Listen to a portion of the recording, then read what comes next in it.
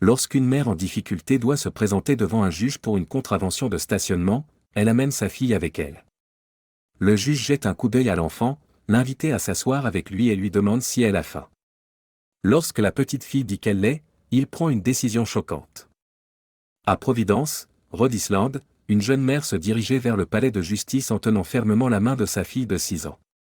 À première vue, son passage devant le tribunal n'était pas sérieux, c'était pour une infraction de stationnement et l'amende n'était que de $100.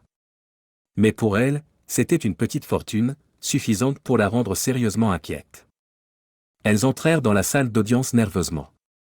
La mère scruta les visages du public et des fonctionnaires de la cour. Dans ses yeux se trouvait un regard implorant. Janice, sa fille, était inconsciente de la gravité de la situation. Elle regardait autour de la salle d'audience avec des yeux écarquillés d'innocence. Elle n'avait aucune idée de l'impact potentiel de ce jour sur elle et les finances de sa mère. La mère s'assit silencieusement, la tête baissée. Elle répéta son plaidoyer et s'accrocha à un mince espoir que ces circonstances influenceraient le jugement en sa faveur. Elle était une mère célibataire élevant seule son enfant. Elle était serveuse, ce qui signifiait de longues heures pour un maigre revenu et des luttes quotidiennes pour subvenir aux besoins de Janice. Le jour de l'incident, elle avait fait un arrêt rapide pour récupérer des médicaments pour sa fille. Elle s'était garée sur un trottoir avec l'intention de se précipiter dans la pharmacie, de récupérer le paquet et de revenir rapidement. Maintenant, il y avait une contravention, et elle était de retour au bord de la pauvreté. Le juge Frank Caprio entra dans la salle d'audience et prit place. Il remarqua immédiatement la jeune mère et sa fille. Le juge Caprio sourit à la petite fille. Il aimait les enfants dans la salle d'audience, ils allégeaient toujours l'atmosphère autrement sombre. Lorsque son cas fut appelé, la mère s'avança. Elle parla d'une voix ferme, mais le stress sous-jacent était indéniable. Elle expliqua les circonstances ayant conduit à l'infraction de stationnement aussi honnêtement et transparentement que possible. « Votre honneur, c'était une erreur, dit-elle. » Elle raconta les événements de la journée et l'urgence des médicaments de Janice. Elle venait de terminer son service à son premier des 3 emplois quotidiens et n'avait que quelques minutes pour faire beaucoup de choses. La mère choisissait ses mots avec soin. Elle ne voulait pas trop parler de ses difficultés financières, pas en présence de sa fille, mais elle laissa entendre la profondeur de son dilemme. Le juge Caprio écouta attentivement, comme il le faisait toujours. Ses yeux se tournaient de temps en temps de la mère à Janice. Il ressentait les luttes de la mère et respectait la manière dont elle les abordait. Il reconnaissait également l'équilibre qu'elle essayait désespérément de maintenir. D'un côté, elle voulait admettre son erreur et laisser la loi suivre son cours, mais elle ne pouvait pas se le permettre. De l'autre côté, elle essayait de protéger son enfant des dures réalités de leur vie. Le juge Caprio regarda de la mère à Janice et revint à la mère. Puis, avec une étincelle dans les yeux, le juge Caprio se tourna vers Janice. Il lui sourit, et elle lui rendit timidement son sourire. Puis il dit, « Janice, voudrais-tu venir ici et m'aider ?» Sa voix était chaleureuse, comme celle d'un grand-père. La salle d'audience était habituée à la routine habituelle des procédures légales, toujours tendue et parfois ennuyeuse. Ce geste du juge-président surprit tout le monde. Janice hésita, mais elle était curieuse. Elle chercha l'approbation de sa mère, reçut un hochement de tête et se dirigea vers le banc. Le juge Caprio lui donna un petit tabouret pour se tenir debout afin de pouvoir la regarder dans les yeux. Une fois la petite fille installée, il se tourna vers elle et lui demanda, « Alors, comment s'est passée ta journée, Janice ?» Sa voix douce invitait la fille à lui faire confiance. Elle sourit légèrement et dit, « Ça va. » Puis il lui dit qu'il y avait un petit problème avec le ticket de stationnement de sa mère. Il lui expliqua les circonstances en des termes qu'elle pouvait comprendre, sans jargon juridique et rien qu'une enfant de 6 ans ne pourrait saisir. Tous les yeux de la salle d'audience étaient fixés sur la petite fille. Il lui dit alors qu'elle devait l'aider à prendre la décision. D'abord, il lui dit qu'il pouvait faire payer l'amende entière à sa mère. La deuxième option était de lui faire payer seulement une partie. Ou, si elle avait des idées, il dit à Janice qu'il pouvait aussi faire autre chose. La formalité habituelle avait été retirée de la salle d'audience, et tout le monde observait maintenant l'interaction du juge Caprio avec la fille.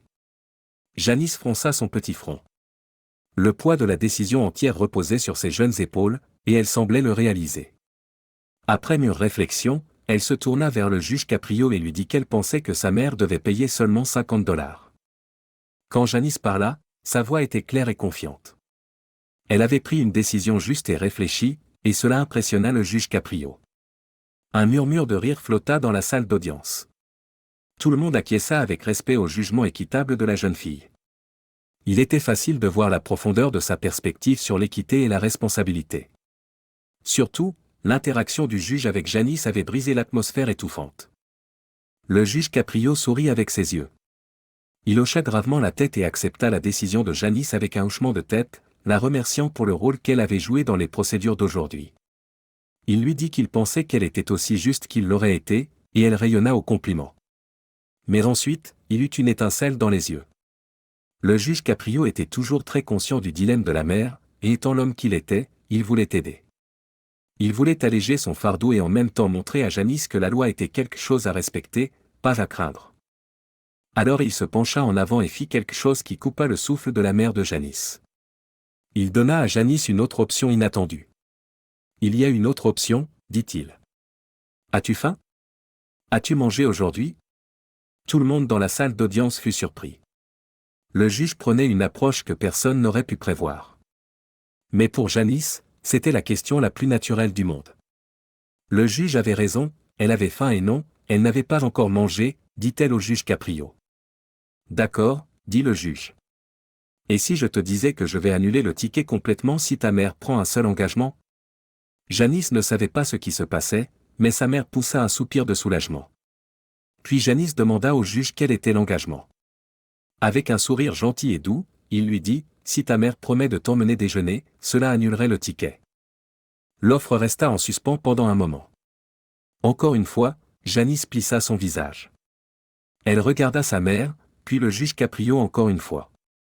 Ensuite, elle hocha lentement la tête et dit, « D'accord. » À ce moment-là, les gens dans la salle d'audience ne savaient pas s'ils devaient sourire ou pleurer. Tout le monde était ravi de la proposition du juge Caprio et en même temps époustouflé par la manière juste et simple dont il appliquait la loi. Après tout, la loi était là pour protéger les gens, pas pour les blesser. L'empathie et la gentillesse du juge avaient touché le cœur de tous ceux présents dans la salle d'audience. La mère de Janice était visiblement émue alors que la réalité de la situation la frappait. Quelques heures plus tôt, cette comparution devant le tribunal était une montagne devant elle.